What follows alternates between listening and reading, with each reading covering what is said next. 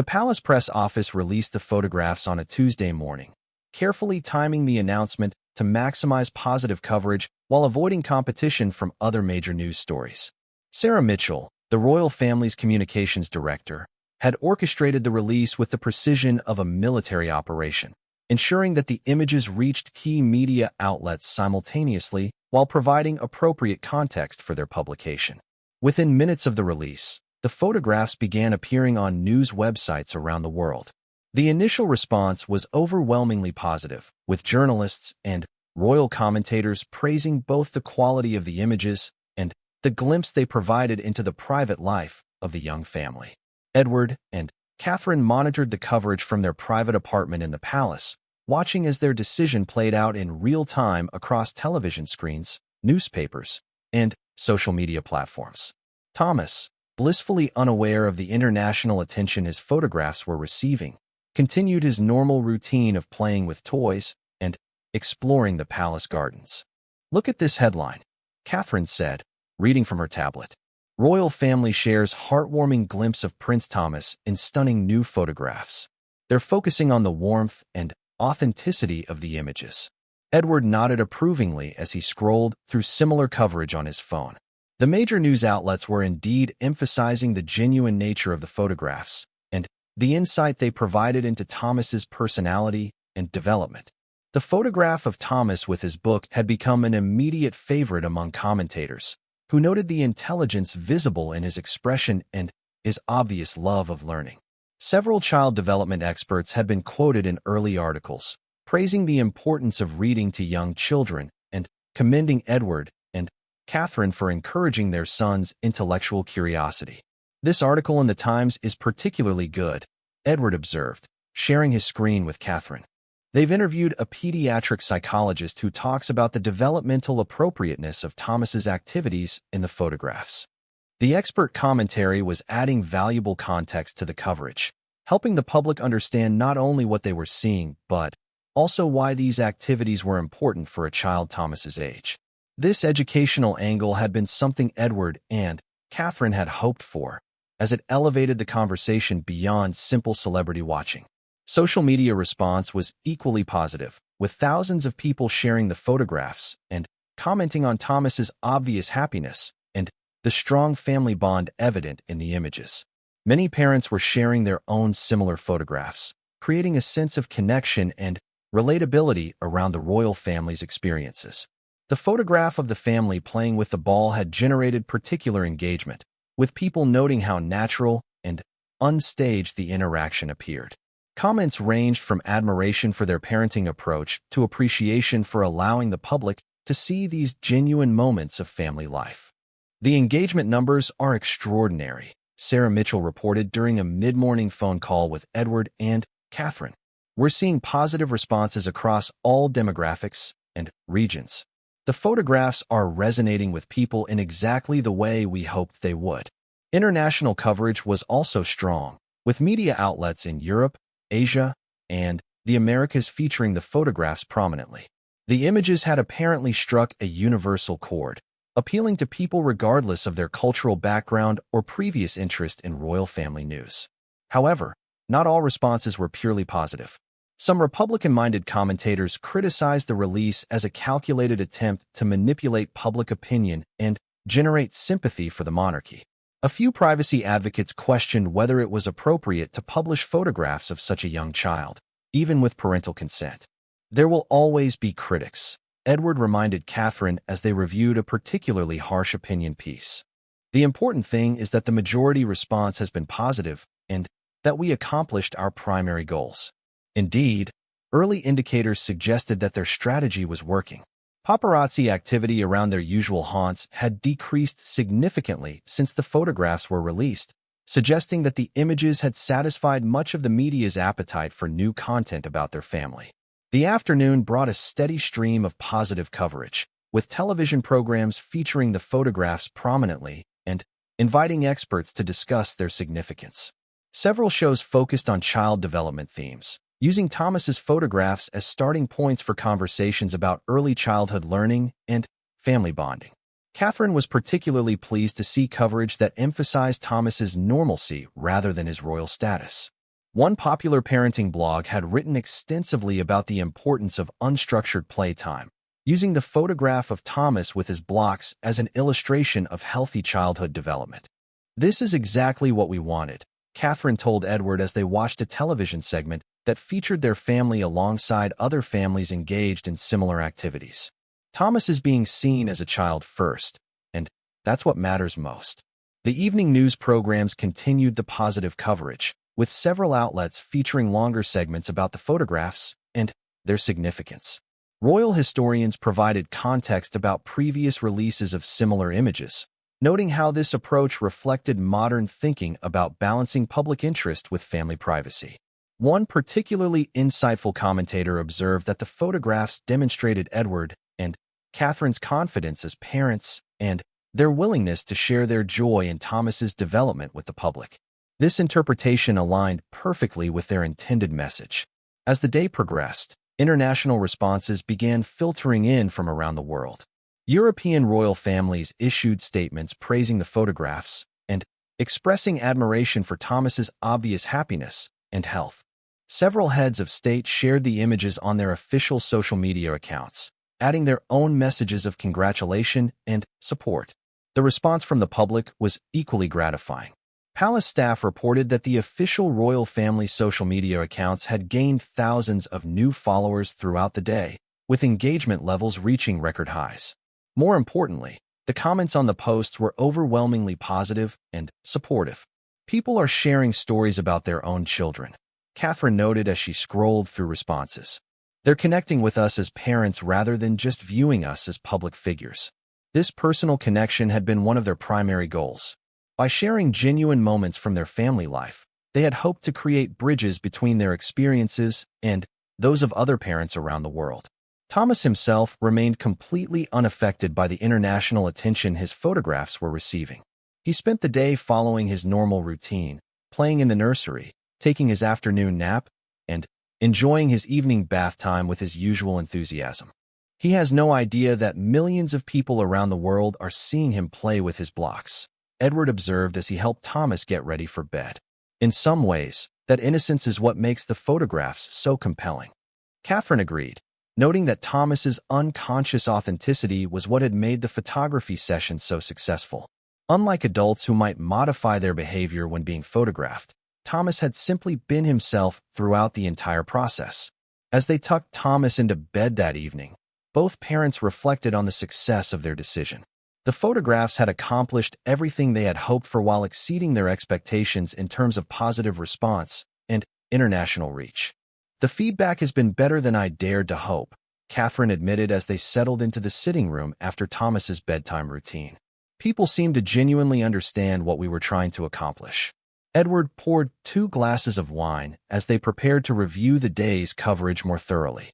Several major magazines had already requested permission to feature the photographs in upcoming issues, and their communications team was carefully evaluating each opportunity. "We should be selective about additional placements," Edward noted. "We don't want to oversaturate the market or appear to be commercializing these images." The strategy moving forward would be to allow selected publications to feature the photographs while maintaining control over context and presentation. They wanted to ensure that any additional coverage maintained the dignity and authenticity of the original release. Sarah Mitchell called again in the evening to provide a comprehensive summary of the day's coverage and response. The numbers were impressive across all metrics, but, more importantly, the tone and content of the coverage had been consistently positive and appropriate. "We're seeing sustained engagement rather than just initial curiosity," Sarah reported. "People are continuing to share and discuss the photographs hours after the initial release. That suggests genuine emotional connection rather than temporary interest." This sustained engagement was particularly significant because it indicated that the photographs had succeeded in creating the kind of positive association with their family that could benefit them for years to come. The international response continued into the evening, with Asian and Australian media outlets featuring the photographs prominently in their morning news programs. The global reach of the coverage demonstrated the universal appeal of the images and the universal nature of parental love and child development. It's remarkable how these simple moments from Thomas's daily life have resonated with people everywhere, Catherine observed as she reviewed coverage from different countries. Parents in Japan are having the same emotional response as parents in Canada or Germany. This universal resonance confirmed their belief that sharing authentic family moments could bridge cultural and geographical divides while maintaining appropriate boundaries around their privacy. As the evening progressed, both Edward and Catherine felt increasingly confident about their decision. The photographs had achieved their immediate goals while potentially providing long-term benefits for their family's relationship with the public. Tomorrow we'll start seeing print media coverage and more detailed analysis, Edward noted as they prepared for bed. But, based on today's response, I think we can be very pleased with the outcome. Catherine agreed, feeling a sense of satisfaction that their carefully planned approach had succeeded so comprehensively. They had managed to share their joy in Thomas's development while maintaining control over their family's narrative and privacy. Before going to sleep, they checked on Thomas one final time. He was sleeping peacefully, his small chest rising and falling rhythmically as he dreamed whatever dreams occupied the mind of an 18-month-old child. The sight of him sleeping so contentedly reinforced their belief that they had made the right decision for their family. Whatever happens with future coverage, we've shown the world who Thomas really is, Catherine whispered as they stood beside his crib. And that's something we can always be proud of. The success of the photograph release had exceeded their expectations and provided a template for future decisions about sharing their family life with the public.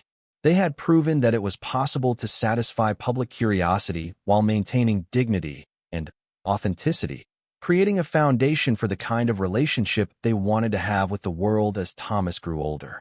As they settled into bed that night, both Edward and Catherine felt that they had successfully navigated one of the most significant decisions of their public life together. The positive response to Thomas's photographs suggested that their approach to balancing public duty with private family life was not only working but was being appreciated and respected by people around the world.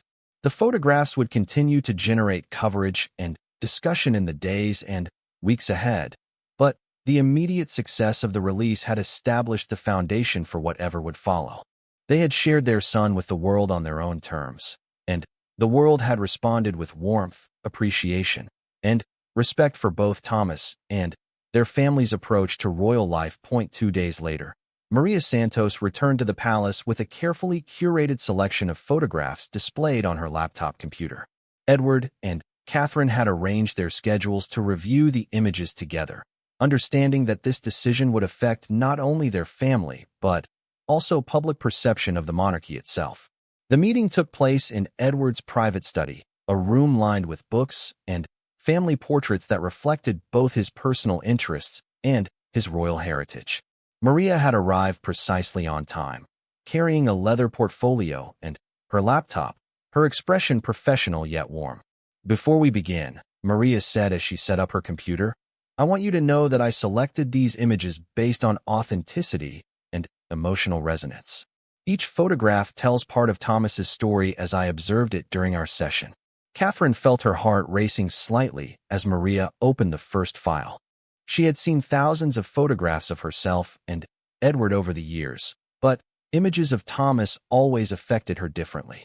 There was something vulnerable about seeing your child through someone else's eyes, especially when those images would eventually be viewed by strangers around the world. The first photograph appeared on the screen, showing Thomas sitting cross-legged on the nursery carpet with his picture book open in his lap.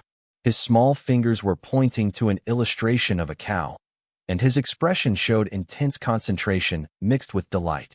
The morning sunlight streaming through the window created a natural halo effect around his dark hair. "This captures his curiosity perfectly," Edward said softly, leaning forward to examine the image more closely. "You can almost see his mind working as he connects the picture to the sounds he's learned." Maria nodded and moved to the next photograph. This one showed Thomas building his tower of blocks, his tongue slightly protruding in concentration as he carefully placed one block on top of another. His chubby hands were steady despite his young age, and his eyes were focused completely on his task. "The determination in his expression is remarkable," Catherine observed. "He approaches everything with such seriousness, even play." As Maria continued through the collection, Edward and Catherine found themselves seeing their son from entirely new perspectives. There was Thomas laughing as he knocked down his block tower, his mouth open wide, and his eyes crinkled with joy. Another image captured him mid-stride as he toddled toward his rocking horse, his arms outstretched for balance, and his face showing pure anticipation. One photograph particularly struck Catherine. It showed Thomas sitting quietly in a patch of sunlight, holding his book open while looking directly at the camera with an expression that seemed far too wise for his 18 months. His green eyes appeared to hold secrets, and there was something almost regal in his bearing despite his casual clothes and relaxed posture. "This one," Catherine said, pointing to the screen. "This one shows who he really is." Edward agreed, noting the dignity in their son's expression. Despite his youth, Thomas possessed a natural composure that spoke to his heritage while remaining completely authentic to his age and personality. Maria then showed them the family photographs from the ball rolling game. In one image, all three family members were captured mid-laugh as the ball bounced unexpectedly off a table leg. Thomas was clapping his hands in delight while Edward and Catherine shared a look of amused surprise. The photograph radiated warmth and genuine happiness. "These family moments are precious," Maria explained. "They show the love and connection between you while maintaining the dignity appropriate for your positions." Another family photograph showed Edward helping Thomas stack blocks while Catherine watched from beside them, her hand resting gently on Edward's shoulder. The composition was natural and unposed, yet it conveyed strength, unity, and shared purpose in their roles as parents. As they reviewed more images, Catherine noticed how Maria had managed to capture Thomas's personality without exploiting his childhood. Each photograph showed respect for his autonomy while documenting the natural joy and curiosity that defined his daily life. "I particularly appreciate how you've shown his independence," Catherine told Maria. "Too many people assume that royal children are somehow different, but these photographs show him as the normal, happy toddler that he is." Edward was studying an image of Thomas attempting to turn the pages of his book. His small fingers were carefully grasping the paper, and his expression showed the concentration required for this complex motor skill. The photograph was both beautiful and developmentally appropriate, showing a child mastering new abilities through practice and determination. From a public perspective, Edward said thoughtfully, "These images accomplish exactly what we hoped. They satisfy curiosity while maintaining privacy. People will see Thomas as a real child rather than an abstract concept." Maria had captured approximately 50 photographs during the session, but she had selected only 20 for this initial review. Each image had been chosen for its artistic merit as well as its appropriateness for public release. "We should discuss the release strategy," Maria said as they finished reviewing the collection. Different photographs might be appropriate for different purposes and audiences. Catherine had been thinking about this aspect throughout the review. The royal family's communications team had extensive experience managing public releases of personal content, but this situation required particular sensitivity given Thomas's age. "We want to avoid oversaturation," Catherine explained. "If we release too many images at once, it might create expectations for regular access to our private life." Edward agreed, noting that the goal was to satisfy public interest rather than encourage it. They needed to find the balance between transparency and privacy that would serve their family's long-term interests. "I suggest we start with 3 or 4 images," Maria proposed. "Perhaps one solo portrait of Thomas, one family photograph, and 1 or 2 showing him engaged in typical childhood activities." This approach made sense to both Edward and Catherine. It would provide enough content to generate positive media coverage while leaving the majority of the photographs for potential future use. They spent the next hour making their selections, carefully considering each choice from multiple perspectives. The process required them to think not only as parents, but also as public figures whose decisions would be analyzed and debated by media experts and royal watchers around the world. The first selected image was the photograph of Thomas with his book, sitting in the patch of sunlight. This image captured his intelligence and curiosity while maintaining the dignity appropriate for a future member of the royal family. His expression was engaging without being overly cute, and The composition was artistic without being pretentious. For the family photograph, they chose the image from the ball rolling game where all three were laughing together. This picture showed their genuine affection for each other while depicting a typical family activity that most people could relate to. The third selection was the photograph of Thomas building his block tower, which demonstrated his developing motor skills and his ability to focus on tasks. This image would likely appeal to parents who recognized similar behaviors in their own children. As a fourth option, they considered the photograph of Thomas approaching his rocking horse with outstretched arms. This image captured movement and energy while showing his excitement about play. These four images tell a complete story, Maria observed as they finalized their selections. They show Thomas as an individual, as part of a family, and as a developing child with his own interests and abilities. Catherine felt satisfied with their choices. Each photograph revealed something authentic about Thomas while maintaining appropriate boundaries around their family's privacy. The images would give the public meaningful insights into their lives without compromising their ability to maintain normal family relationships. When would be the best time for release? Edward asked, thinking about the various factors that might influence public reception. Their communications team had recommended timing the release to coincide with a period of positive royal family coverage, avoiding any potential conflicts with other major news events or controversies. They also wanted to ensure that they could control the initial narrative around the photographs. I think we should work with the palace press office to coordinate the release, Catherine suggested. They understand how to manage these situations to our best advantage. Maria agreed to provide high-resolution versions of the selected photographs along with detailed information about the session and its purpose. This information would help journalists write accurate stories rather than speculating about the circumstances surrounding the images. As their meeting concluded, Edward and Catherine felt confident about their decision. The photographs truly captured Thomas's personality while serving their larger goals of managing public interest in their family life. Thank you for your patience and professionalism throughout this process, Catherine told Maria as she packed her equipment. You've created something beautiful and meaningful. Maria smiled warmly, clearly pleased with the outcome. It was an honor to document these moments for your family. Thomas is a remarkable child, and I believe these photographs reflect that. After Maria left, Edward and Catherine remained in the study to discuss the next steps. They would need to brief their communications team about the selected photographs and work together to develop a release strategy that would maximize positive coverage while minimizing potential criticism. Are you feeling confident about this decision? Edward asked his wife, noting the thoughtful expression on her face. Catherine nodded slowly. I think we've made the right choice. These photographs show Thomas authentically while maintaining our family's dignity. Most importantly, they're images we can be proud of him seeing when he's older. This last point was crucial for both parents. They wanted any public photographs of Thomas to be images he could look back on with pride rather than embarrassment. The selected pictures met this standard while accomplishing their immediate goals. That evening, they shared the news with their immediate family members, including Edward's parents and Catherine's siblings. The response was uniformly positive, with everyone agreeing that the photographs captured Thomas's essence beautifully. Edward's father, King Charles, was particularly pleased with the approach they had taken. These images show Thomas as a real child living a real life, he observed during their video call.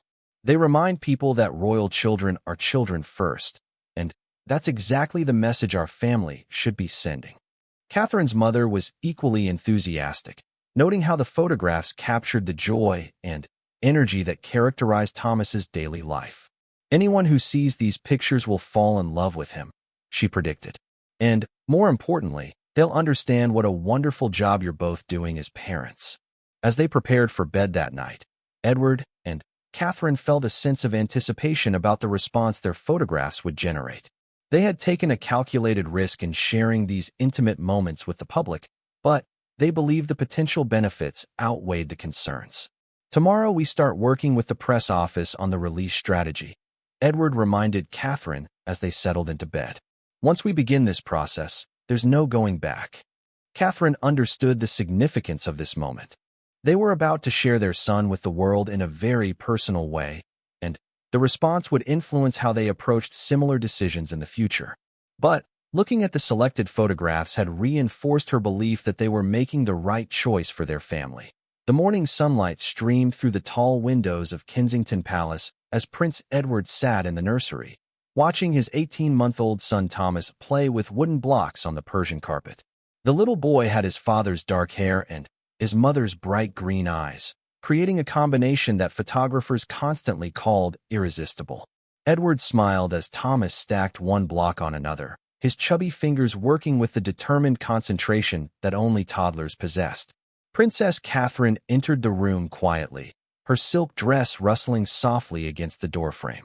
She had just finished a conference call with their private secretary about the upcoming charity gala, and the tension in her shoulders showed the weight of royal responsibilities. Her auburn hair was pulled back in an elegant chignon, and, despite the early hour, she was already dressed for the day's official engagements.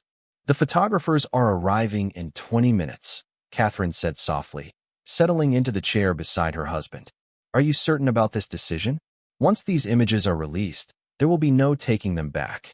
Edward nodded slowly, his gaze never leaving their son. Thomas had discovered that he could knock down his tower of blocks, and had begun doing so repeatedly, giggling each time the colorful wooden pieces scattered across the floor. The sound of his laughter filled the nursery with warmth that contrasted sharply with the formal atmosphere that usually pervaded the palace walls. "The public deserves to see him as he truly is," Edward replied, reaching down to help Thomas rebuild his tower. "Not the carefully staged photographs that the palace usually arranges, but genuine moments. Real life." Catherine understood her husband's reasoning, but she also knew the risks. Every photograph of their family was scrutinized by newspapers, magazines, and social media platforms around the world. Critics analyzed everything from Thomas's clothing to his developmental milestones, comparing him to other royal children and offering unsolicited opinions about their parenting choices. The decision to release these particular photographs had not been made lightly. For months, Edward and Catherine had watched as tabloid photographers camped outside their favorite parks and restaurants, hoping to capture unauthorized images of their family. The intrusion had become unbearable, affecting not only their privacy, but also their ability to give Thomas normal childhood experiences. "Remember when we took him to the playground last week?" Catherine asked, a note of frustration creeping into her voice. "We couldn't stay more than 10 minutes because of all the cameras. He was so excited to try the swings, and we had to leave before he could really enjoy himself." Edward's jaw tightened as he recalled the incident. Thomas had toddled toward the playground equipment with the excitement that only small children could muster, but within moments, photographers had surrounded the area. The little boy had been confused by the sudden crowd and the constant clicking of camera shutters, ultimately crying until they retreated to the safety of their car. "That's exactly why we're doing this," Edward said firmly. "If we provide them with quality photographs on our terms, perhaps they'll leave us alone during our private moments." The strategy was not without precedent. Other members of the royal family had occasionally released personal photographs to satisfy public curiosity while maintaining some control over their image. However, Edward and Catherine were taking a more comprehensive approach, working with a trusted photographer to document genuine family moments rather than posed portraits. Thomas had moved on from his blocks and was now attempting to climb onto a small rocking horse that had been a gift from his grandfather. His determination was evident as he struggled to swing his leg over the painted wooden saddle, his face scrunched in concentration. Edward instinctively moved to help, but Catherine placed a gentle hand on his arm. "Let him try," she whispered. "This is exactly the kind of moment we want to capture." The photographer, Maria Santos, had been carefully selected for this project. Unlike the aggressive paparazzi who pursued them constantly, Maria was known for her respectful approach and her ability to capture authentic emotions without disrupting the natural flow of family life. She had previously worked with several celebrity families who valued privacy, and her portfolio demonstrated a talent for finding beauty in ordinary moments. Catherine had first encountered Maria's work at a gallery exhibition featuring photographs of children in various cultural settings around the world. The images had struck her as both artistic and deeply human, showing children at play, at rest, and in moments of discovery. There was nothing exploitative about Maria's approach, and the children in her photographs appeared comfortable and unguarded. She understands that we want Thomas to be seen as a child first and a royal second, Catherine had explained to Edward when suggesting Maria for this project. Her photographs show personality without sacrificing dignity. The nursery door opened again, and Maria entered carrying her camera equipment. She was a woman in her 40s with kind eyes and a calm demeanor that immediately put people at ease. She had arrived early to familiarize herself with the lighting and the layout of the room, but, more importantly, to allow Thomas to become accustomed to her presence before the actual photography session began. "Good morning, Your Royal Highnesses," Maria said with a gentle smile. "And good morning to you too, Thomas." The little boy looked up from his rocking horse adventure and regarded the newcomer with curious eyes. Unlike many adults who visited the palace, Maria did not immediately approach him or attempt to engage him directly. Instead, she began setting up her equipment quietly, allowing him to observe her at his own pace. Edward appreciated this approach. Too many people assumed that because Thomas was royal, he was somehow different from other children his age. In reality, he was a typical toddler who needed time to warm up to new people and who thrived in familiar environments with consistent routines. "He's been particularly active this morning," Catherine told Maria. "I think the sunshine has energized him." Maria nodded as she adjusted her camera settings. Natural energy is perfect. Some of the best photographs happen when children are simply being themselves. Thomas had successfully mounted his rocking horse and was now moving back and forth with increasing confidence. His face showed pure joy as he mastered this new skill, and he began making soft neighing sounds that he had learned from picture books about horses. "Does he have any favorite toys or activities we should incorporate?" Maria asked, watching Thomas through her camera lens without taking any pictures yet. "He loves anything with wheels," Edward replied, pointing to a corner where several toy cars and trucks were neatly arranged. "And he's fascinated by books, though he's more interested in turning pages than listening to stories at this point." Catherine smiled at this observation. Thomas had indeed developed a passion for books, but his approach was purely tactile. He enjoyed the feeling of paper between his fingers and the satisfying sound of pages turning. He would often sit with a book in his lap, carefully turning each page while babbling in his own invented language. "That's wonderful," Maria said. "Books make for beautiful photographs because they suggest curiosity and learning." As if understanding the conversation, Thomas climbed down from his rocking horse and toddled over to his bookshelf. He selected a large picture book about farm animals and settled himself on the carpet, opening it to the first page with serious determination. Maria raised her camera and began taking photographs, her movements slow and deliberate to avoid startling Thomas. The clicking sound was minimal, and she paused frequently to allow natural moments to develop without interference. Edward and Catherine watched from their chairs, occasionally exchanging glances as they observed their son through the lens of someone else's perspective. There was something magical about seeing Thomas through Maria's eyes, as if they were discovering new aspects of his personality that had become routine to them. "He has such focus for someone so young," Maria observed quietly, capturing images of Thomas as he carefully turned each page of his book. "You can see his mind working as he processes the images." Indeed, Thomas was studying each illustration with remarkable attention. He would point to different animals and make sounds that approximated their calls, demonstrating the connection he was making between the pictures and his growing understanding of the world around him. The session continued for nearly an hour, with Maria documenting various aspects of Thomas's morning routine. She captured him playing with his blocks, riding his horse, reading his books, and interacting with his parents in natural, unguarded moments. Throughout the process, Thomas remained largely unaware that he was being photographed, allowing his genuine personality to shine through. Catherine found herself relaxing as the session progressed. She had been nervous about how Thomas would react to the camera, but Maria's gentle approach had put everyone at ease. The photographer moved around the room like a quiet observer, finding the best angles and lighting without disrupting the natural flow of family life. Would it be possible to get some photographs of him with both of you? Maria asked as Thomas began showing signs of approaching nap time. Edward and Catherine joined their son on the carpet, and the three of them engaged in a simple game of rolling a ball back and forth. Thomas giggled each time the ball came to him, and he would carefully push it back toward his parents with both hands. The game was one they played regularly, but seeing it through Maria's camera gave it new significance.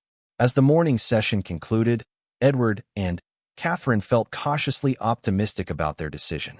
The photographs would be carefully reviewed before any were released to the public, but the initial experience had been positive for everyone involved. When do you think we might see the results? Catherine asked as Maria began packing her equipment. I'll have the initial selections ready for your review within 48 hours, Maria replied. We can then discuss which images you feel comfortable sharing and the best strategy for release. Thomas had settled into his father's lap and was showing signs of tiredness. His eyelids were beginning to droop, and he was making the soft humming sound that always preceded his afternoon nap. Edward stood carefully, cradling his son against his shoulder. I think someone is ready for his rest, Edward said softly, patting Thomas's back gently. As they prepared to leave the nursery, Catherine felt a mixture of excitement and apprehension about what lay ahead. The photographs would eventually be seen by millions of people around the world, and, once released, they would become part of the permanent record of their family's life. Do you think we're doing the right thing?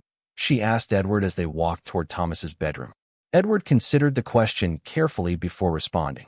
I think we're doing the best thing we can under the circumstances. We can't stop the public's interest in our family, but we can try to shape how that interest is expressed. The afternoon that followed was peaceful, with Thomas napping soundly while his parents attended to various royal duties.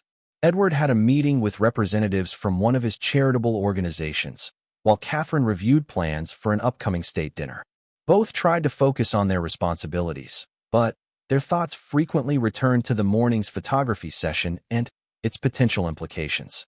When Thomas woke from his nap, he was refreshed and energetic. Catherine took him to the palace gardens, where he enjoyed his daily outdoor playtime. The gardens provided a secure environment where he could explore nature without the intrusion of photographers or curious onlookers. As Thomas chased butterflies and examined flowers, Catherine reflected on the contrast between their public and private lives. In private moments like these, they were simply a family enjoying time together.